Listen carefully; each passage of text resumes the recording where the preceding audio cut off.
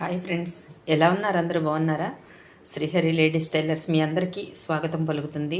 Tailoring shop ఏంటి, ఇవన్నీ చూపిస్తున్నారేంటి అనుకుంటున్నారా? ఆల్ మిక్స్డ్ అండి మన ఛానల్ మాత్రం. టమాటా కూర మీలో ఎంతమందికి ఇష్టం? నాకైతే చాలా ఇష్టం.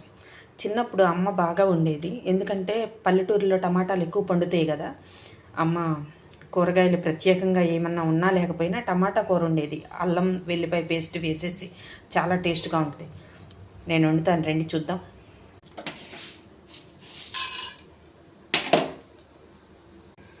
జీలకర్ర కూడా వేసేస్తున్నా, ఇంగువ,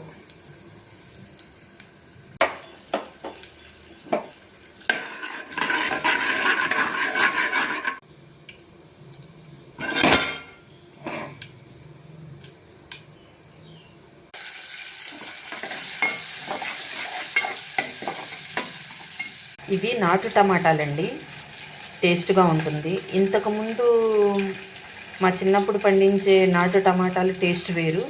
ఇప్పుడు ఏదో ఆ ఫీలింగ్తో తినేయాలి. నాటు టమాటాలే కానీ అంత టేస్ట్ ఉండవు. ఏంటి ఇన్ని టమాటాలు అనుకుంటున్నారా? మగ్గితే ఎంతో కాదులేండి, కొంచెమే అవుతుంది. ఉల్లిపాయ మగ్గిపోయింది, పూర్తిగా మగ్గకూడదు కదా. వేసేస్తున్నా టమాటాలు. కొంచెం సాల్ట్ వేసేస్తే మగ్గిపోతుంది బాగా. ఈ టమాటా కూర గురించి తెలియదని నేను చెప్పట్లేదు, అప్పుడప్పుడు పాత రుచులు కూడా మనం తింటూ ఉంటే బాగుంటుంది కదా. అల్లం పేస్ట్, అల్లము, జీలకర్ర, ఎల్లిపాయ, కొంచెం కొబ్బరి వేసి మొన్న సండే కొంచెం పట్టినప్పుడు ఉంచాను, చికెన్లోకి పట్టినప్పుడు. ఇప్పుడు ఈ టమాటా కూర వండుదాం అనిపించింది కదా, ఇది వేసేస్తాను. తినే దగ్గర నేను ఏదైనా అడ్జస్ట్ అయిపోతానండి, ఎవరిని ఇబ్బంది పెట్టను, నేను కూడా ఇబ్బంది పడను. ఎందుకంటే మా ఇంట్లో ఏది సమయానికి ఉంటే అది వండేసుకొని తినేస్తూ ఉంటాము.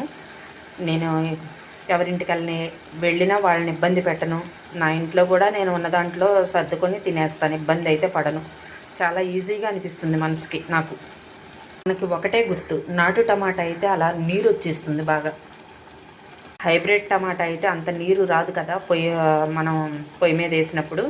చిన్నప్పుడు మేము టమాటా కోతకి వెళ్ళేవాళ్ళం, మిరపకాయ కోతకి, టమాటా కోతకి, పత్తి తీయడానికి, ఇలా పొలం పనులు కలుపుకి, నాటుకి ఇలా వెళ్ళేవాళ్ళం. చాలా హ్యాపీగా ఉండేది. మగ్గిపోయింది కాబట్టి కొంచెం కారం వేస్తున్నాను, సరిపోయినంత కారం వేస్తున్నాను. ఈ అల్లం పేస్ట్ కూడా వేసేస్తే ఇప్పుడే కొంచెం దానికి బాగా పడుతుంది.